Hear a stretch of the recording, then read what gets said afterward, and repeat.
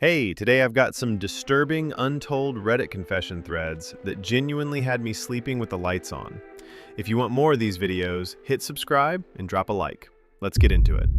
I, 26-year-old female, think a guy at my gym has been copying my exact schedule for months, and I just found out how he knows it. This one was posted to r/let's not meet 3 days ago by fit and freaked out _, and right from the jump, you can tell this person is measured. She is not dramatic, she is not exaggerating, and that is exactly what makes this one hit different. She opens the post the way a lot of people on this sub do, calm, almost apologetic, like she is still trying to convince herself it is even worth sharing. I am a routine person, like borderline obsessive about it. Same gym every day, same time, same locker corner, same order of machines. It is just how I function, and I never thought of that as a bad thing until now.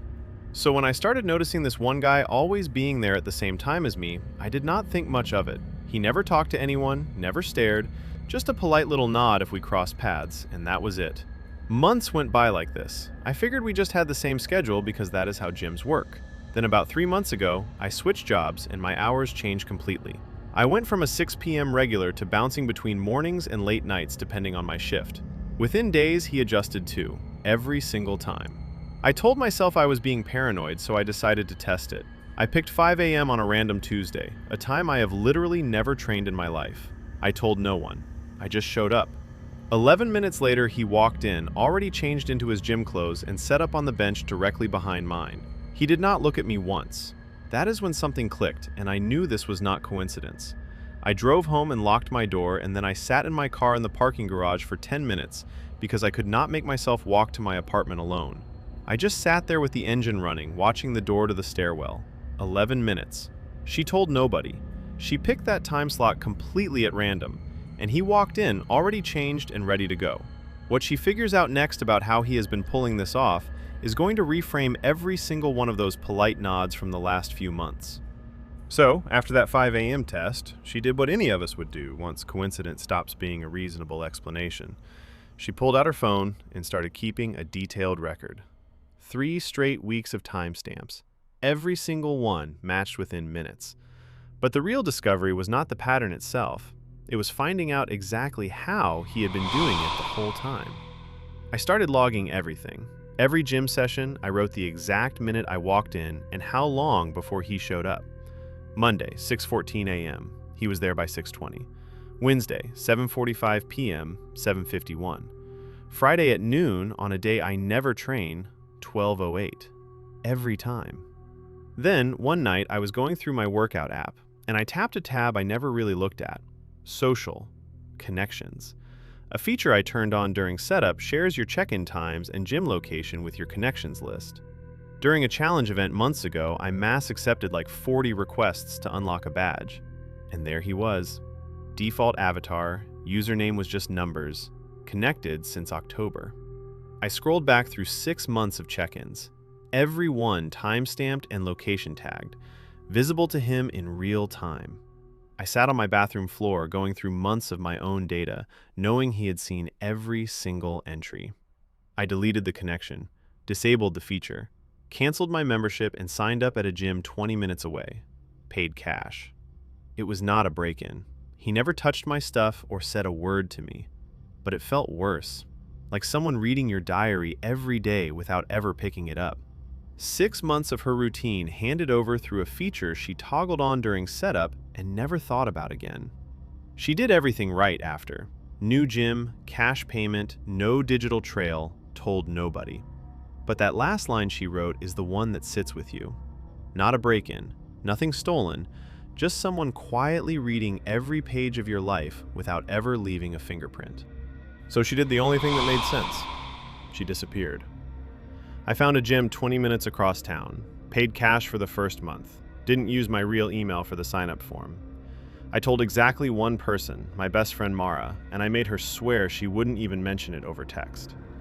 For 2 weeks it worked. New faces, new machines, nobody knew my name and nobody showed up 11 minutes after me.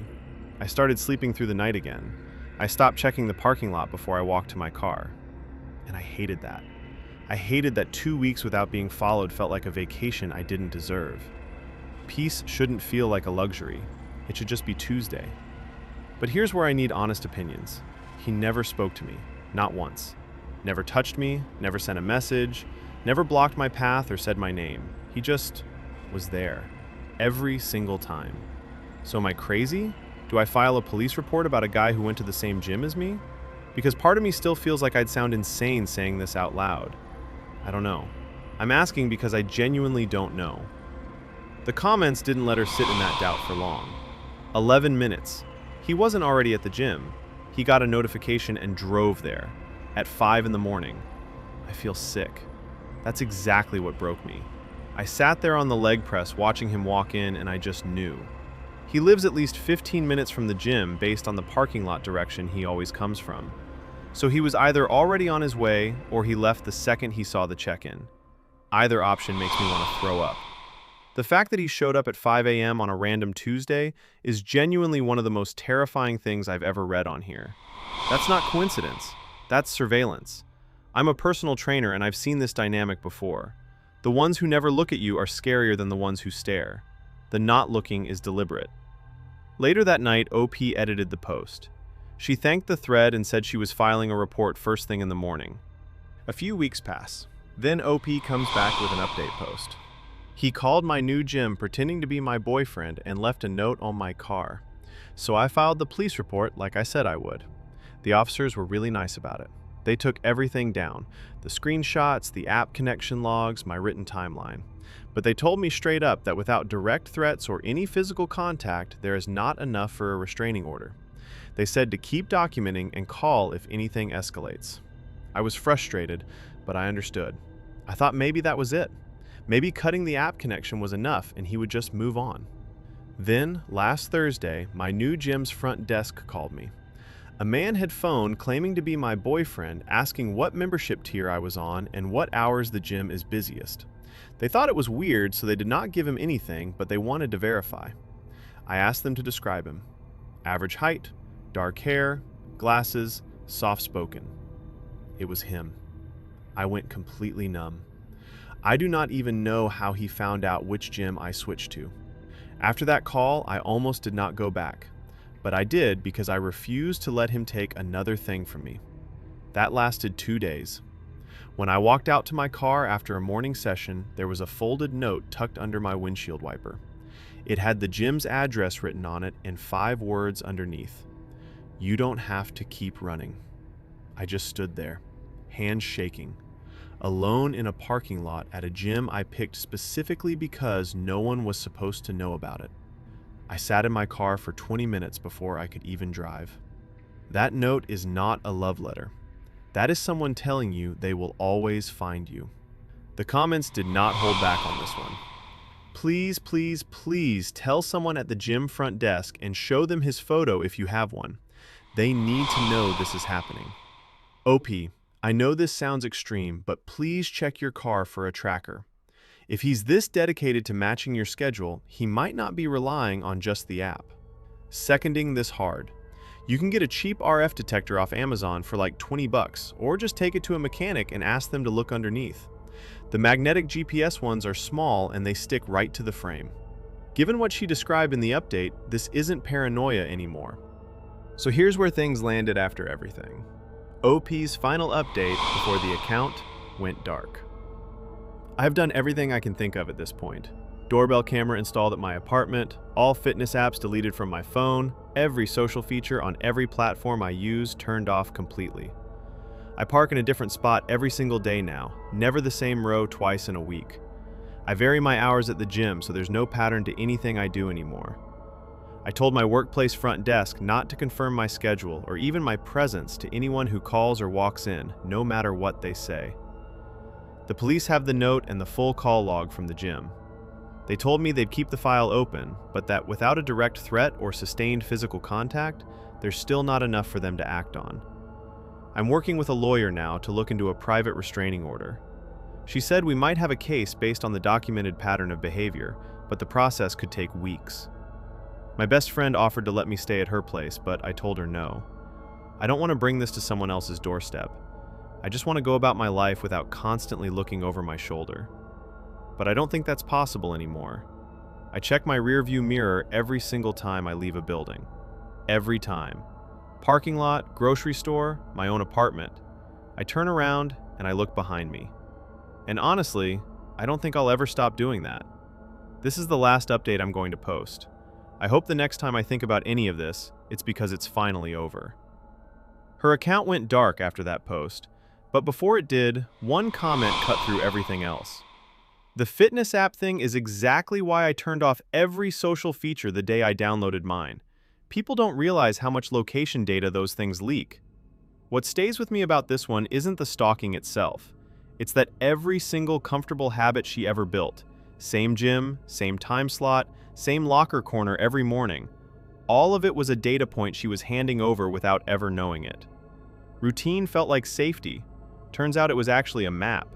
And she gave it away for free through an app feature she forgot existed. Alright, the next story hits a little different, but it stays with you just the same. I, 26-year-old female, took a cab in Morocco and the driver had a framed photo of my dead grandparents on his dashboard.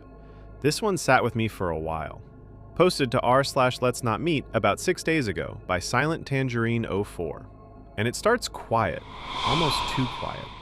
My grandmother passed 3 months ago. She was my person, the one I called when things fell apart, the one who remembered how I liked my tea, the one who never once made me feel like I was too much. Losing her broke something in me that I don't think is coming back. I couldn't sit still after the funeral. I couldn't be in my apartment. I couldn't look at her chair in my mom's living room without losing it.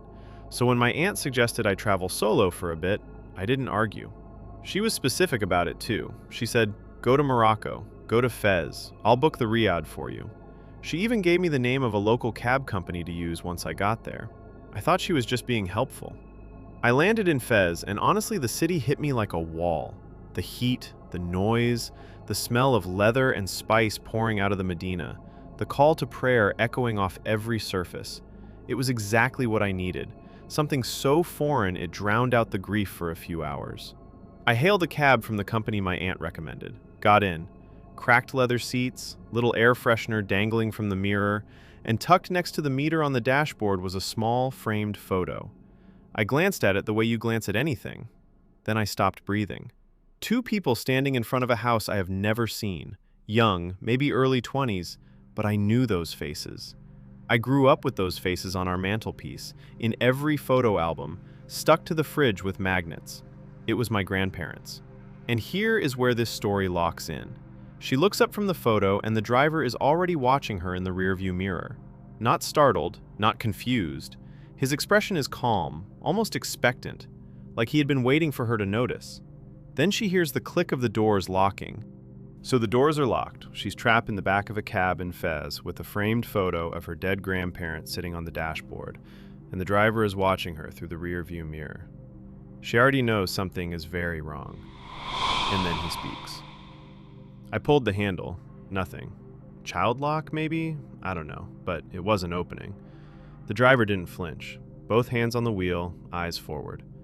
I was about to scream when he spoke. Quiet, calm, heavy French accent. "You have her eyes." I told him to stop, said it 3 times. He didn't speed up, didn't slow down, didn't glance back, just drove the route to the Riyadh like any other fare. When we stopped, the doors clicked open on their own. He handed me a receipt like nothing happened. I fell onto the street getting out. Back in my room, I locked everything and sat on the bed shaking. Tried to tell myself I was projecting. Grief does that, makes you see things. So I pulled up a photo on my phone, their 40th anniversary, and compared it to what I saw on the dashboard. Same faces, same posture. It was them. I texted my mom, kept it light. "Did Grandma and Grandpa ever go to Morocco?" She replied 20 minutes later, "Not that I know of. Why?" I didn't answer. I couldn't sleep. Around 2 a.m., I heard an engine idling below the window. I looked through the lattice, and there it was. Same cab. Headlights off, engine running, parked right beneath my room. 10 minutes later, it pulled away. And that's the moment this stops being something she can explain away. There is no version of this story that's a coincidence. That receipt she grabbed on the way out, there's a name printed at the bottom. She doesn't know it yet, but that name is going to change everything. For now, she's lying awake in a Riyadh in Fez, completely alone, And somewhere in those alleys, someone knows exactly where she's sleeping and has been waiting a very long time for her to show up. So the next morning, OP does what any of us would do. She calls the one person who might actually know something. I called my aunt first thing. Didn't even say good morning. I just asked her straight, did Nana and Grandpa ever live in Morocco? And the silence on the other end told me everything before she said a single word. It lasted way too long. Then she goes, "Why are you asking me this?" Not no, not of course not. Why are you asking? I told her about the photo on the dashboard. I described it, the house, their faces, how young they looked. Her voice cracked and she said, "You need to leave Fez, right now. Just come home, please." I asked her why. I asked her what she knew. She just kept saying, "Come home." I pushed harder and she hung up on me. Just hung up. I sat there shaking for like 20 minutes. Then I picked up the cab receipt from the nightstand. At the bottom, printed in faded ink, M. Hassani. The name meant nothing to me. I tried Googling the cab company. Barely anything online. A phone number, maybe a Facebook page with 2 posts from 2019. I remembered the hand-painted sign on the street where I flagged him down. This wasn't some big fleet operation. I didn't know what to do, so I did the only thing that made sense to me. I opened Reddit and I started typing. The post blew up almost immediately. The locked doors detail made my stomach drop. He wasn't surprised to see you. He was expecting you. This reads like your grandparents were running from something in the 70s, and whatever it was has been waiting for the next generation to show up. I'd be getting a DNA test and a lawyer. Your aunt suggested the cab company? I'm sorry, but your aunt sent you there on purpose. This wasn't a coincidence. She did. She gave me the number written on a piece of paper, said they were reliable and safe for solo women. I remember thinking it was oddly specific.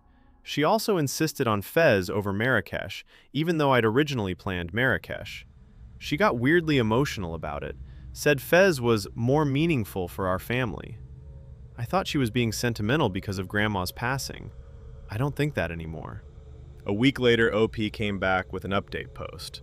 And this one rewrites everything you thought you knew. I confronted my aunt, and I don't think I was supposed to survive that trip. I'm back home. I've been back for 4 days, and I haven't slept right since I landed. I went to my aunt's house in person, didn't call ahead. I sat her down and told her everything. The cab, the photo on the dashboard, the locked doors, the driver who said, "You have her eyes." She held it together for maybe 10 seconds, and then she just broke. Our grandparents lived in Morocco in the early 1970s. Not visited, lived. They had a house in Fez, and they left one night with nothing and never went back. Never spoke of it again. The house in that dashboard photo was razed. My aunt doesn't know why or by who. Then I said the name Hassani. Her face went completely white. She told me that on my grandmother's deathbed, delirious with fever, she said one clear sentence: "Don't let the Hassanis find the girls." Nobody understood it at the time. Nobody followed up. Then she admitted everything. She booked the Riyadh. She chose Fez. She suggested that specific cab company. All of it was deliberate. I asked why. She said, "I thought if he saw you, he'd finally stop calling." I asked who. Who has been calling you? She wouldn't answer. She just kept repeating, "It's done now. It's done." Over and over. I still don't know what I was to her. A peace offering? A delivery? I don't know. The comment section completely lost it on this one. Don't let the Hassanis find the girls. I am genuinely chilled. Your grandmother was trying to warn someone on her deathbed and nobody listened. What's worse is, the girls is plural. OP has a sister if you check her post history. So whoever the Hassanis are, they're not just looking for one person. Please tell me you didn't go back to the Riyadh your aunt booked. If she set up the cab, she could have set up anything. OP's own aunt used her as bait, and the grandmother knew. She tried to warn them with her dying breath, and nobody listened. Whatever happened in that house in the 1970s, the Hassanis never let it go. OP came back one final time with an update post. I confronted my aunt, and I don't think I was supposed to survive that trip. I'm home. I flew back 3 days early. I changed my phone number, deleted every app that had my location on it, and I have not spoken to my aunt since the confrontation. I don't plan to.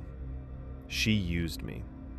I don't know for what exactly, but she sent me there knowing what was waiting. Before I changed my number, I got one text from an international number I didn't recognize. It was in French. I ran it through Google Translate. Tu lui ressembles tellement. You look just like her. I don't know who sent it. I don't know if it was the driver or someone else. I'm not going to find out. I'm done looking into this. Whatever my grandparents did in that house, whatever debt my aunt thought she could settle by putting me in that cab, I don't want to know anymore. I just want to feel safe again. I'm locking this account. Please stop sending me links about the Hassani family. I need to let this go. And then, silence. No more replies, no more edits. The account goes completely dark. The comments kept pouring in anyway. The fact that he had a framed photo, not like a loose picture that fell out of a glove box, framed, on display, like he wanted whoever got in that cab to see it. Her grandmother said, "Don't let them find the girls." Girls, plural. Does OP have sisters? She never once mentioned a sibling. Has anyone noticed OP never confirmed how old the driver actually was? If her grandparents fled in the 70s, that is 50 years ago. Was this the same man or a younger Hassani carrying it forward? And that is what sits with you after this one. Your family has a past that was deliberately buried. Someone across the world has been tracking your bloodline for half a century, and your own aunt handed you over like a peace offering to settle a debt she won't even name. What happened in that house? Who are the girls? We are never getting those answers. But the next story might keep you up just as long. Let's get into it. I used to work as a corrections officer at a riverside facility. There's a reason inmates aren't allowed near the East Bank after dark. This one was posted to r/no sleep about 6 days ago by River Ridge CO. And what makes it different from most posts on that sub is how quiet it is. No jump scare, no demon in the hallway, just a detail that's wrong. One small thing that shouldn't be possible, and it unravels everything from there. I worked at a minimum security facility along a river in Fuck County for just over 4 years. Night counts, perimeter walks, paperwork. Most of the job was boredom held together by routine. The east side of the property backed up to a riverbank with a trail the inmates used during daytime work detail. Clearing brush, hauling debris after seasonal floods, that kind of thing. There was an unwritten rule at the facility. Nobody goes past the tree line on the east bank after dark. Officially, it was a flooding liability. Nobody questioned it and nobody needed to. One night I'm running count and I come up one short. Raymond Garza. He was missing for 47 minutes before we spotted him walking back from the east bank. Calm, compliant, hands at his sides like he was coming back from a stroll. At roll call, he answers his name, matches his photo, same tattoos across both forearms. Everything checks out on paper. But something felt wrong, so I asked him about his daughter. Just casual. "How's Maria doing?" Something like that. He smiled at me, polite, almost rehearsed. Said he doesn't have any children. Raymond Garza has 3 daughters. I pulled his intake file right there. All 3 names listed on the second page. I showed him, and he read them out loud like a stranger seeing them for the first time.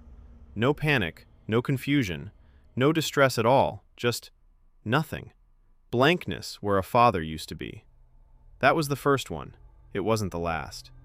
That last line is what sets the whole thing off. Not a monster, not a weapon, just a man reading his own children's names off a government form like they belong to somebody he's never met. And OP is very clear about one thing. Garza was only the beginning. It didn't stop with Garza. Over the next couple weeks, 2 more inmates crossed the East Bank line and came back on their own. Both cleared medical, both seemed fine on paper, and both came back wrong in the same quiet, impossible to document way.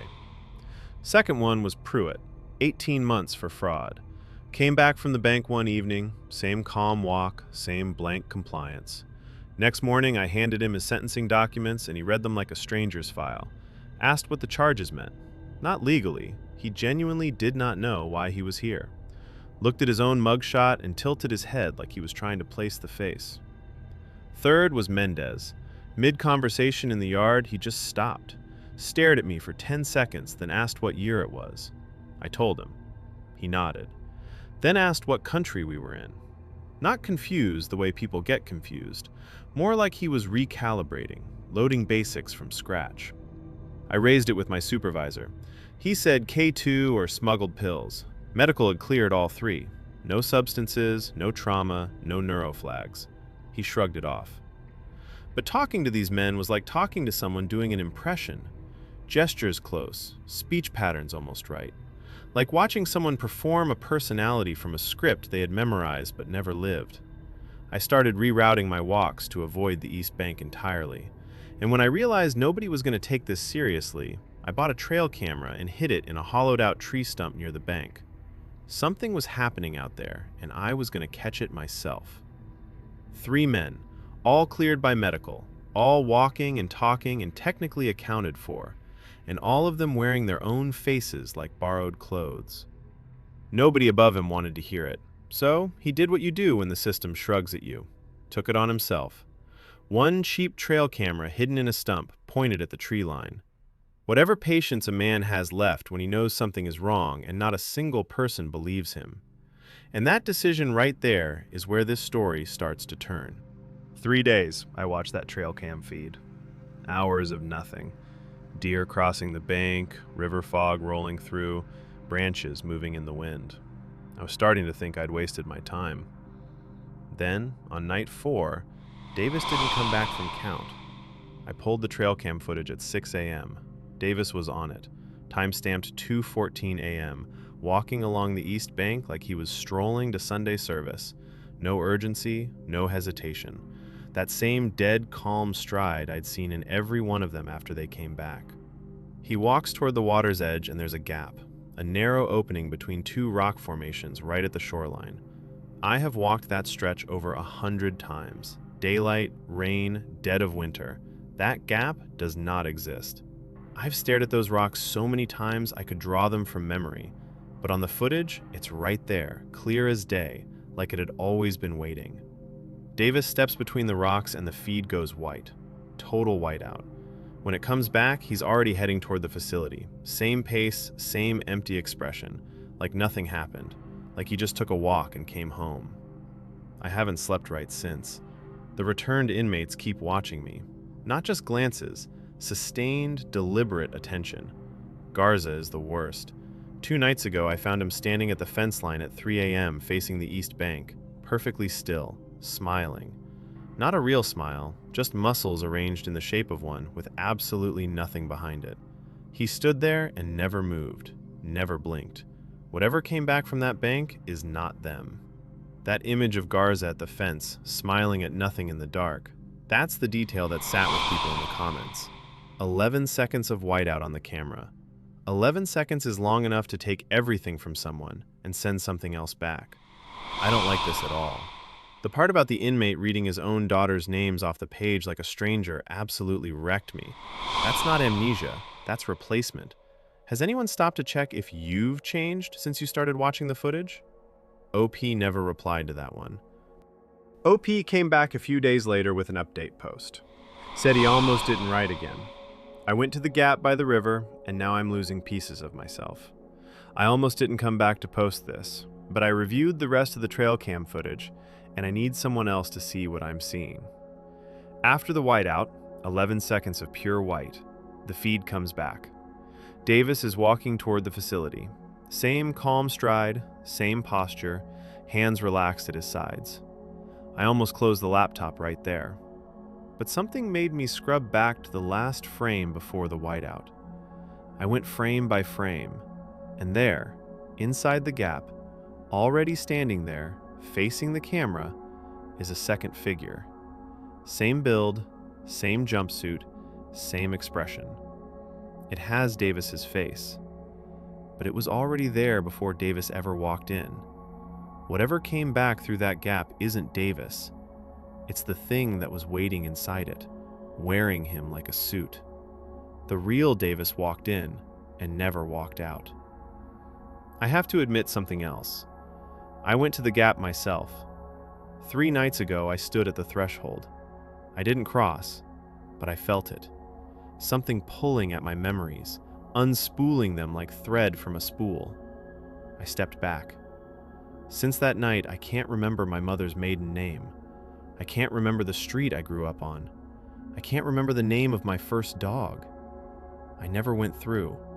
I just stood near it, and I'm already losing pieces of myself. The comment section shifted hard after that one. No more theories, just alarm. You need to stop going near that bank. Whatever is in that gap doesn't need you to walk through it. You already said it. Proximity is enough. Get out of there. Has anyone else noticed that the inmate smiled when asked about his daughters? Not confused, not upset. He smiled. Whatever came back through that gap isn't empty. It's content. Content is the exact right word, and it makes my skin crawl. Something that just consumed an entire identity and is sitting there satisfied, wearing it. That's not a haunting. That's a feeding. That thread went dead quiet after those replies. But there is still one more part to this one. OP came back one last time with an update post. But this one felt different from the start. The voice was thinner, quieter, like someone writing from the far side of something they couldn't name. I went to the gap by the river, and now I'm losing pieces of myself. I'm writing this from a motel room 2 states away from the facility. I quit without giving notice, didn't pack most of my things, just got in my car and drove until I couldn't keep my eyes open and pulled into the first place with a vacancy sign still on. I need to write all of this down because I'm losing more of myself every day. Names I've known my whole life, faces of people I love, the layout of the house I grew up in, just a blank space now where the floor plan used to be. Yesterday, I tried to call my sister. Couldn't remember her number. Sat there staring at the phone for 10 minutes, and then realized I couldn't remember if I have a sister at all. This morning, I looked in the mirror, and for a split second, I did not recognize the person staring back at me. Half a second, maybe. But it was the longest moment of my life. If anyone knows what the gap is, not theories, not guesses, please tell me what is happening to me, because it is not slowing down, and I don't know how much of me is left to lose. That was his last real post. A few hours later, his account left one final comment in the thread. I don't remember writing the original post in this thread. And then nothing. The thread went quiet until the comments started noticing. OP hasn't logged in 9 days.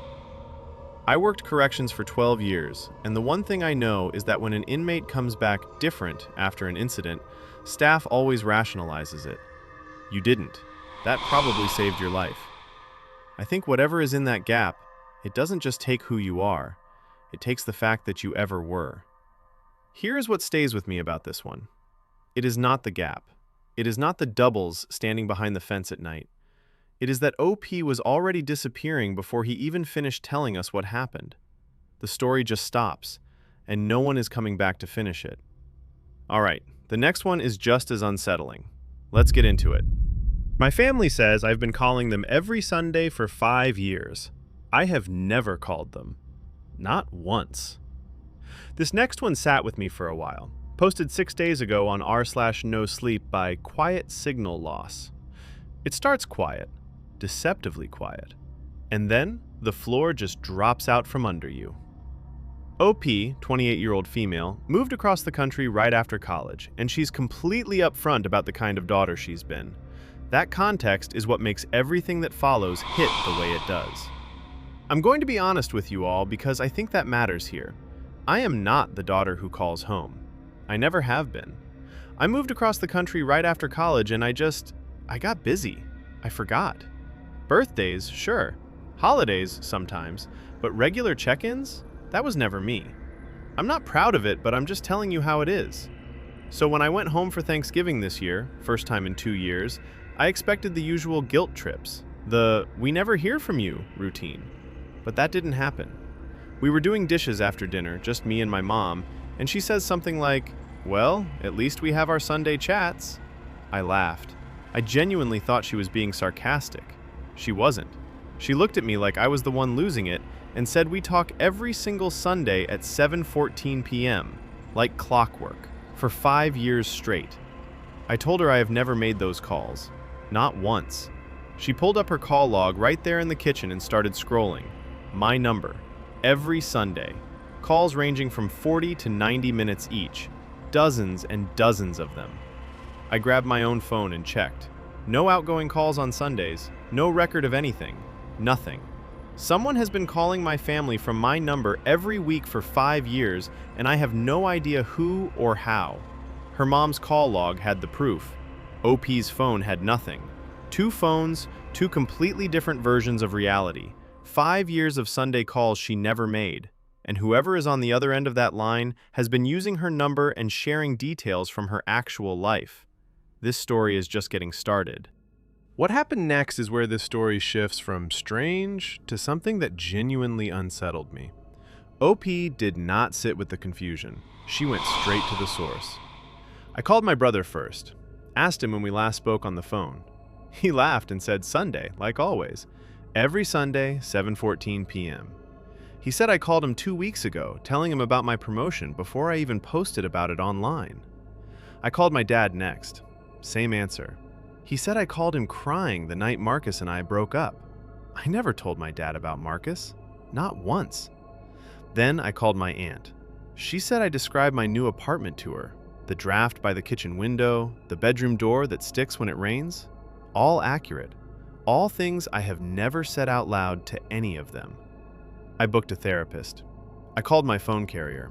They got back to me 3 days later. The calls were real. They came from my number, but they could not trace the device. During those calls, my number was not pinging anywhere near my location.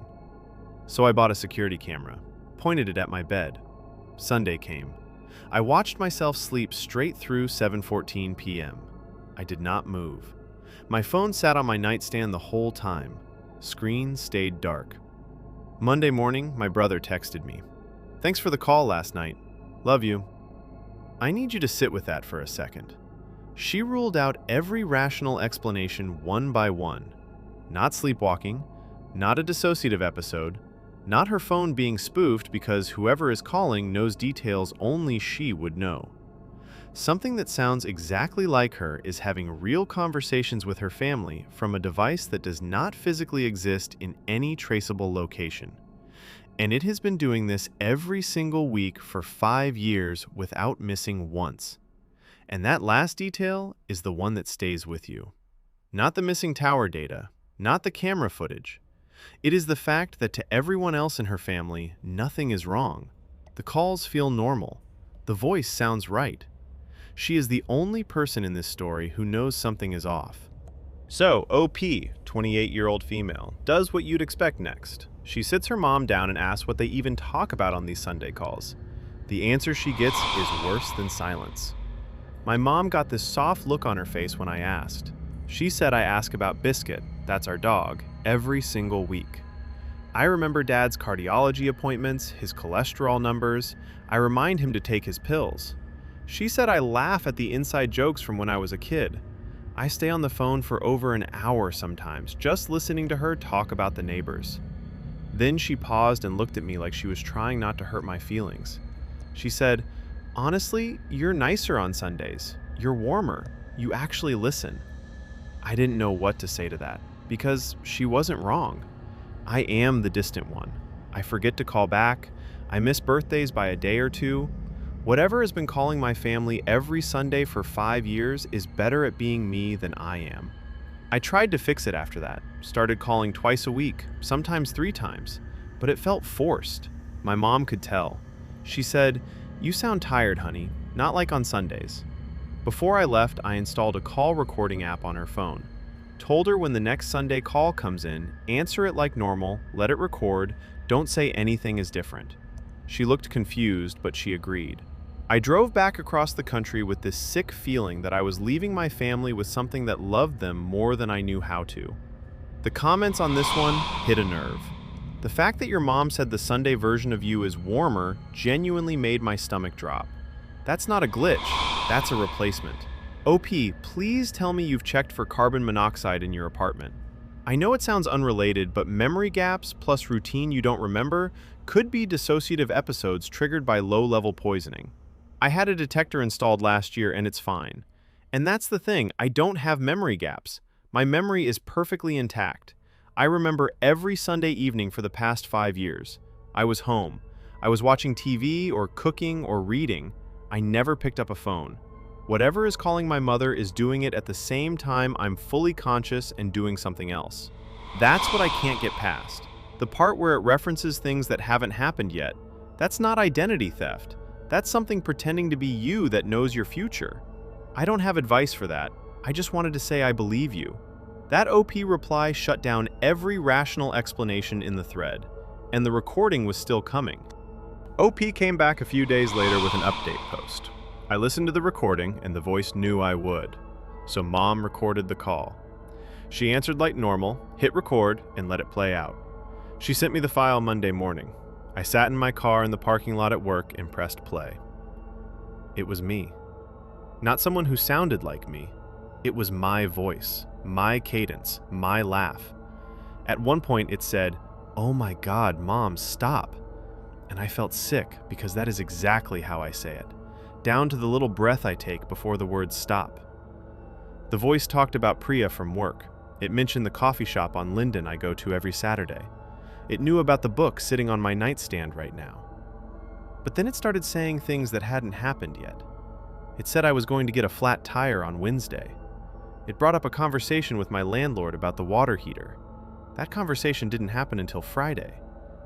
It described a dream I hadn't had yet, something about standing in a hallway with no doors.